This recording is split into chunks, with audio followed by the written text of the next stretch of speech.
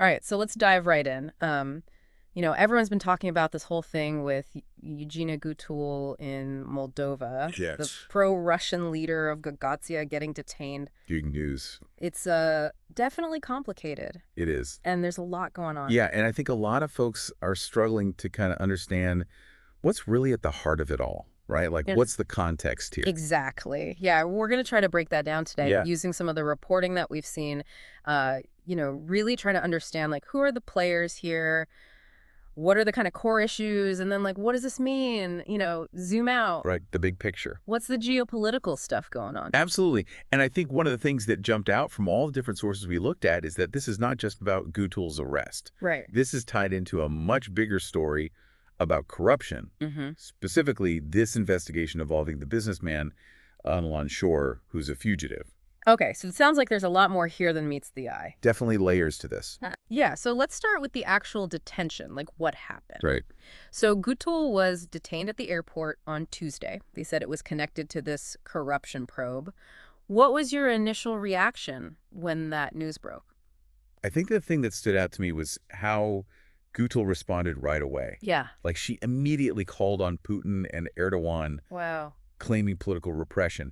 And that kind of signals to me that she's trying to frame this as an international issue, not just like a domestic legal matter. Interesting. So taking it to a bigger stage right away. Exactly. And, I mean, it didn't take long for Russia to get involved. Of course. They condemned the detention right away. Yeah.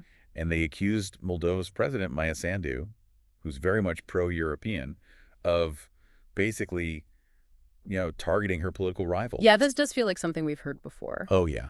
Definitely a familiar tactic.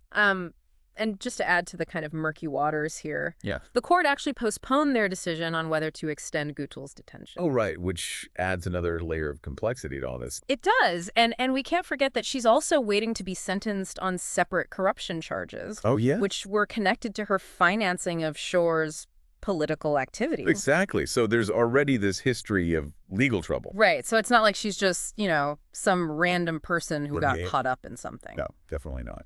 And then on top of that, we've got these two pro-Russian members of parliament, Alexander Nestorovsky and Irina Lozovan. Oh, right. Who've disappeared recently. Yes. And they were also facing corruption charges. And linked to Shor as well.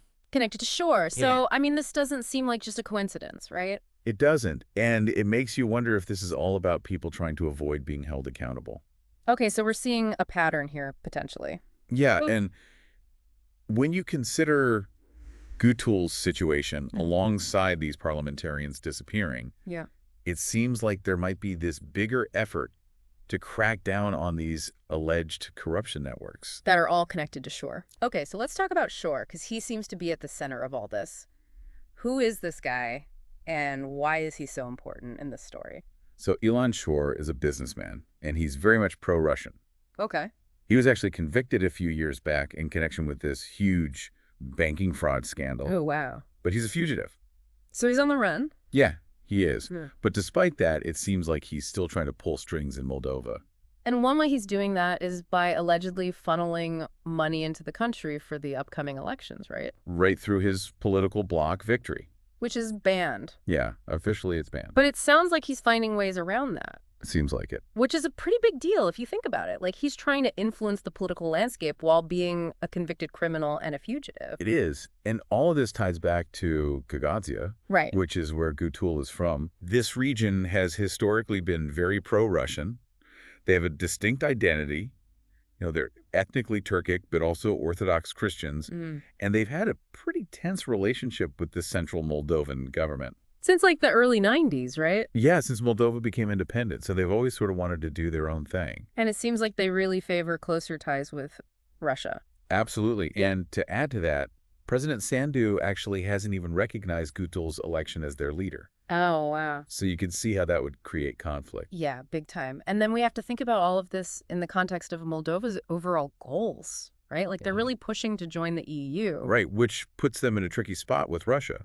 Yeah, because obviously Russia's not a fan of the EU expanding. Not at all. And President Sandu, she's been very outspoken against what Russia's doing in Ukraine. Yeah, she's basically accused the Kremlin of trying to destabilize Moldova.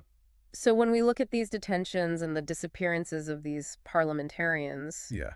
it feels like it could be part of this larger power struggle. Absolutely. Like, who is Moldova going to align? Right. What's the future direction of the country? So just to sum up, it sounds like what we're seeing with Gutul's detention is really just the tip of the iceberg. It does seem that way. We've got this whole web of issues going on. Yeah, you've got these corruption investigations, the political affiliations of everyone involved, the tension between Gagauz and the central government. And then this whole geopolitical dimension with Russia and the EU. Exactly. It's a complex situation. It really is. And, for everyone listening, it makes you think about what this all means for Moldova's future, right? Yeah. Like they're trying to move closer to the EU, Yeah. but they've got this history with Russia. Right. They've got this internal conflict with Gagauz, and they're trying to deal with all this alleged corruption. Right. So it's like, how do those things all come together? Right. How does that impact their relationship with the EU? Exactly. And that's something I think is worth thinking about. Yeah.